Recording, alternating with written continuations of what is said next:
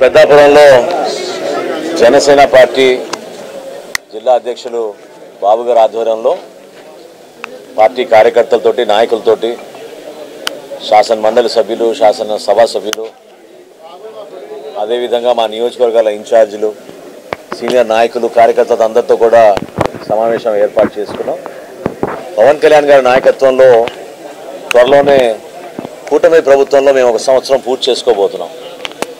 ఈ సంవత్సర కాలంలో ఈ ప్రాంతంలో ప్రత్యేకంగా కాకినాడ జిల్లాలో మెట్ట ప్రాంతాల్లో చేసిన అనేక అభివృద్ధి కార్యక్రమాలు, ధాన్యం కొనుగోలు విషయంలో ఏ విధంగా రైతులకి అండగా నిలబడ్డామో, రేపటి నుంచి మేము ప్రారంభించబోయే మరొకసారి ఫేర్ ప్రైస్ షాపులు, రేషన్ షాపులు పాత పద్ధతిలో తీసుకొచ్చి ప్రజలకి మరింత మెరుగైన సేవలు అందించడానికి ఒక మార్పు తీసుకొచ్చే విధంగా జనసేన పార్టీ నుంచి పవన్ కళ్యాణ్ గారి నాయకత్వంలో ఆంధ్రప్రదేశ్ రాష్ట్ర ముఖ్యమంత్రి చంద్రబాబు నాయుడు గారితో కలిసి ఈరోజు కూటమి ప్రభుత్వంలో ఒక బాధ్యతగా ప్రభుత్వంలో మేము అధికారం చేపట్టిన తర్వాత ప్రజలకి మరింత మెరుగైన సేవలు అందించడానికి కోసం చిత్తశుద్ధితోటి ఏదైతే ఎన్నికల్లో మేము హామీలు ఇచ్చామో సూపర్ 6లో భాగంగా దీపం పథకంలో గ్యాస్ సిలిండర్లు కానివ్వండి, రాబోయే రోజుల్లో తప్పకుండా అనేక సంక్షేమ కార్యక్రమాలు పెన్షన్ల విషయంలో కానివ్వండి, అభివృద్ధి విషయంలో కానివ్వండి, తప్పకుండా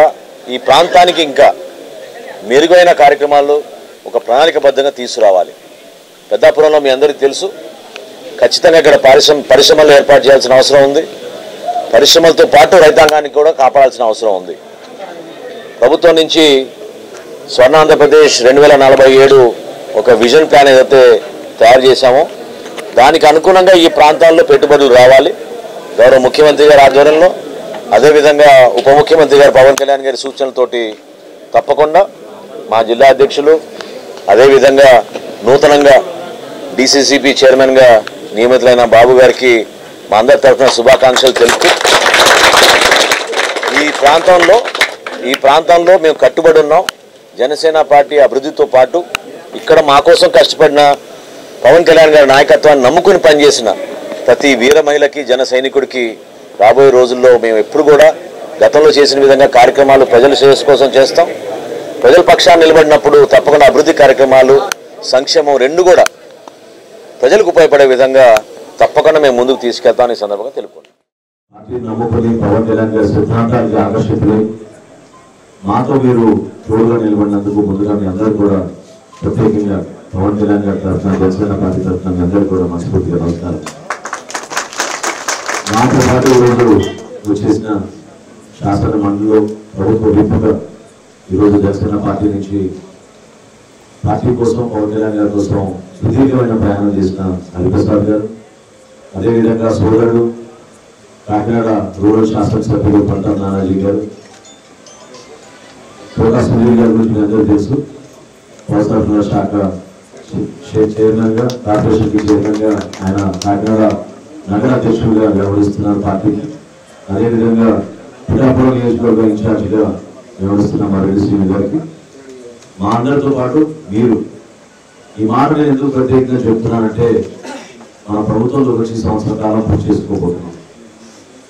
ఈ సుదీర్ఘమైన ప్రయాణం ఇందాక మీకు తుమ్మల్ బాబు చెప్పినట్టు ఒక నిబద్ధతతోటి పార్టీ కోసం పవన్ కళ్యాణ్ గారి కోసం ఎంతో మంది రాత్రి పగలు తపనతోటి పనిచేసిన వ్యక్తులు నిలబెట్టారు.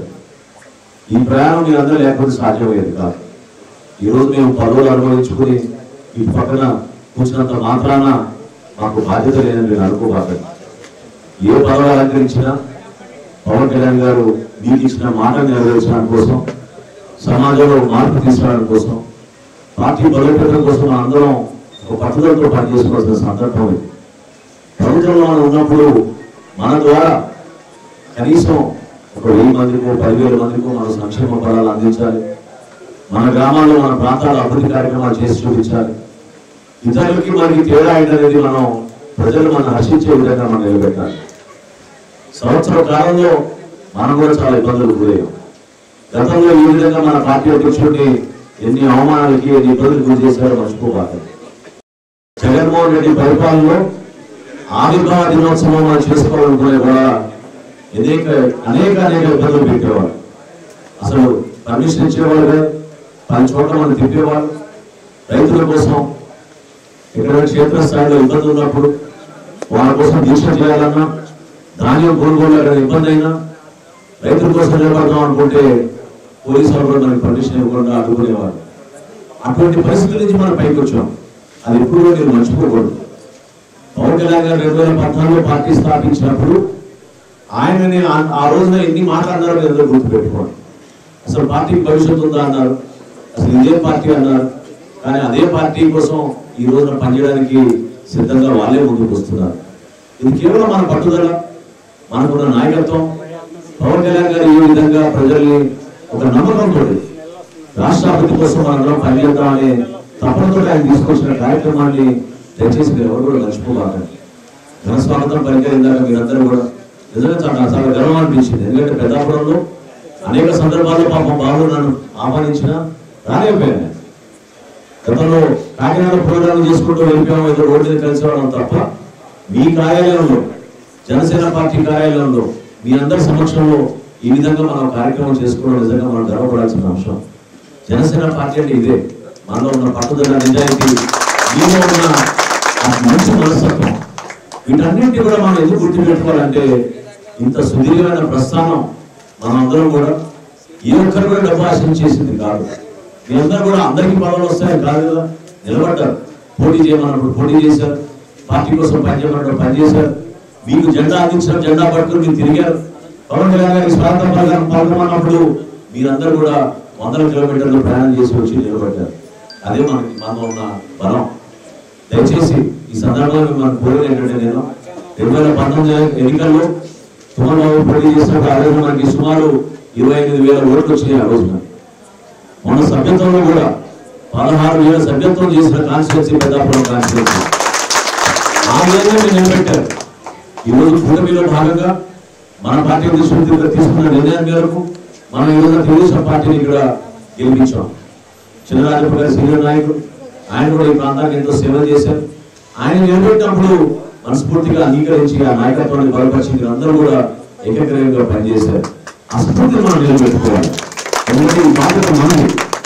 ఈరోజు కూటమి ప్రభుత్వం, Telugu Desam party, Janasena party, Bharatiya Janata party కలిసి మనం ఆంధ్రప్రదేశ్ రక్షించుకోవాలని ఒక నిర్ణయంతో పవన్ కళ్యాణ్ గారు ఇచ్చిన పిలుపుని ఈ రోజు కూడా మర్చిపోబాకండి.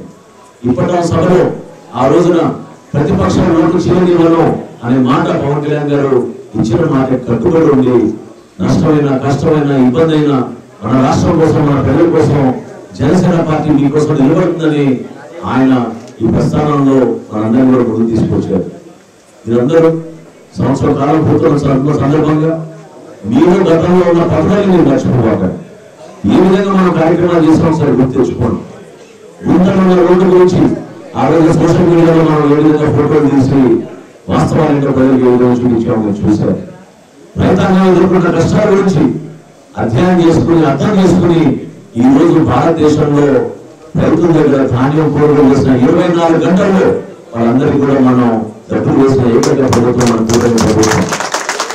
1674 కోట్ల రూపాయలు బకాయిలు వెళ్ళిపోయిన జగన్మోహన్ రెడ్డికి చెప్పకట్టుగా మనం రాగానే రైతులకి నెల రోజుల్లోనే 1674 కోట్లు గత ప్రభుత్వం చేసిన బకాయిల్ని చంద్రబాబు నాయుడు గారు, పవన్ కళ్యాణ్ గారి నాయకత్వంలో మనం రైతులకి మనం ఆ డబ్బులు ఇవ్వగలిగాం.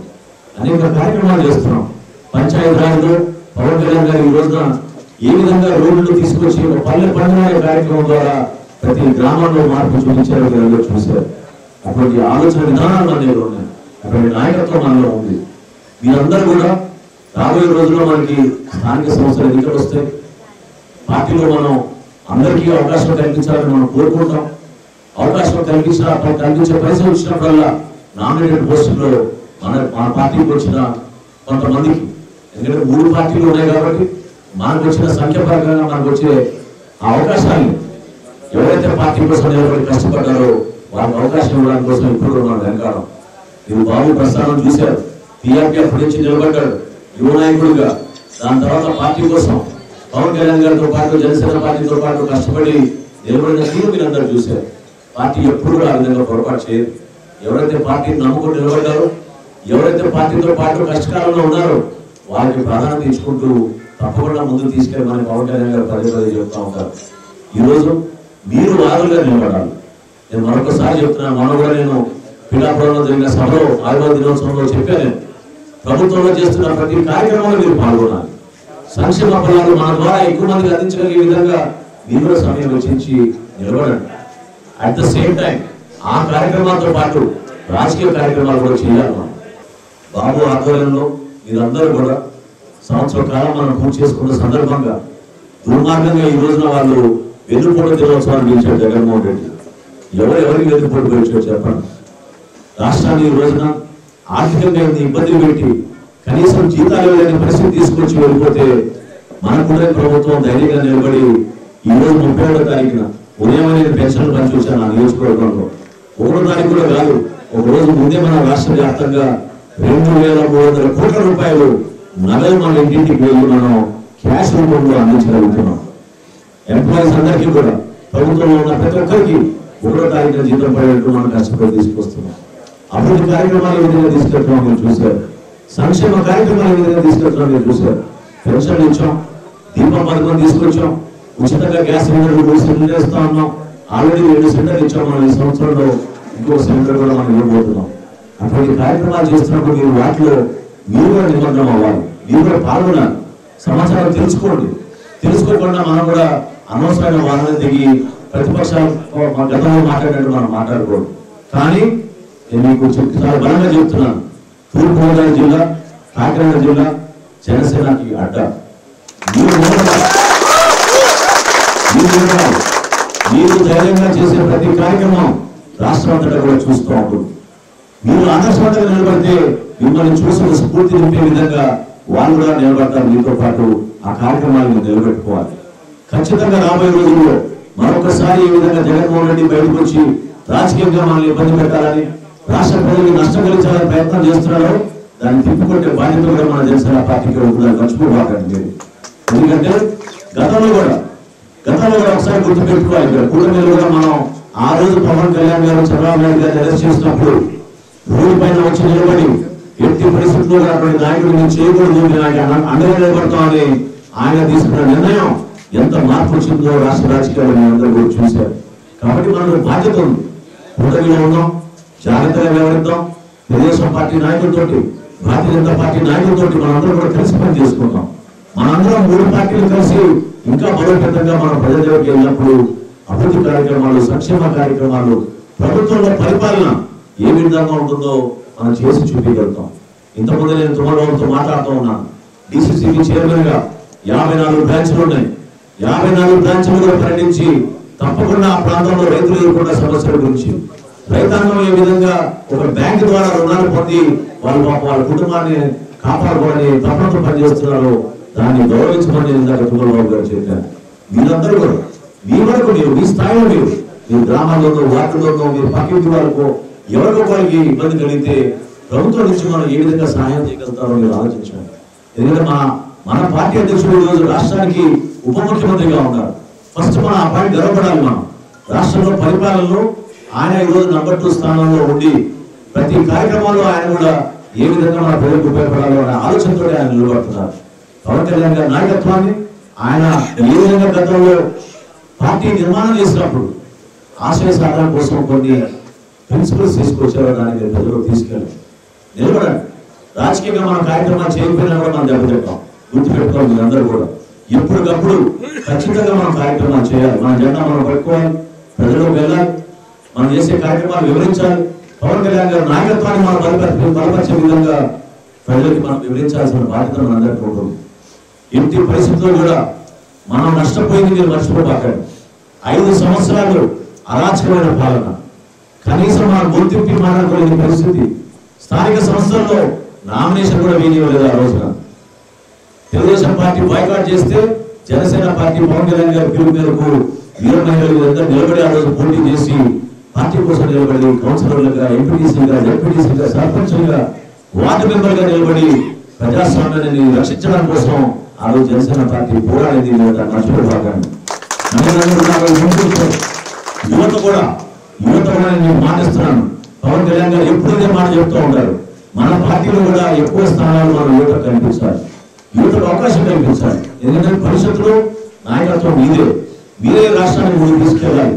మా బాధ్యత మీ అందరినీ కూడా ఎదిగే విధంగా, జాగ్రత్తగా వ్యవహరించే విధంగా ఒక బాధ్యతతో ప్రభుత్వ కార్యక్రమాల్ని, పార్టీ కార్యక్రమాల్ని ప్రజలకు అంకిత భావంతో ముందుకు తీసుకెళ్లాల్సిన అవసరం ఉంది.